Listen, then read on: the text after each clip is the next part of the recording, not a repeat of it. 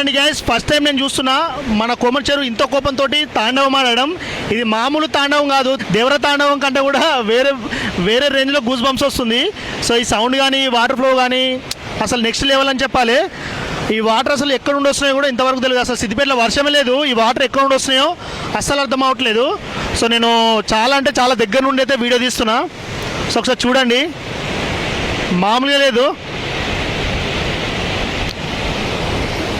ఎవరైనా అడుగుదాం అన్న, ఒక ముచ్చట చెప్పాలి నువ్వు. ఇంత వాటర్ ఫ్లోయింగ్ అవుతుంది కదా, సో దీనికి కారణం ఏందంటావు? ఇప్పుడు ఏంటంటే మెదక్లో కామారెడ్డిలో పడుతున్నటువంటి వర్షాలే కారణం మెయిన్ ఇంత వరద రావడానికి.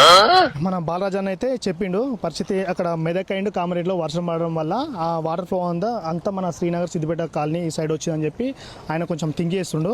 సో ఎంతవరకు నిజమో అబద్ధమో రేపు న్యూస్లో వచ్చేస్తుంది. కానీ ఇక్కడ లాజిక్ ఏంటంటే ఎక్కడో మెదక్ అండ్ కామారెడ్డిలో కురిసిన వర్షాల వల్ల సిద్దిపేటకి వాటర్ ఫ్లో రావడం అనేది నెక్స్ట్ లెవెల్ అది.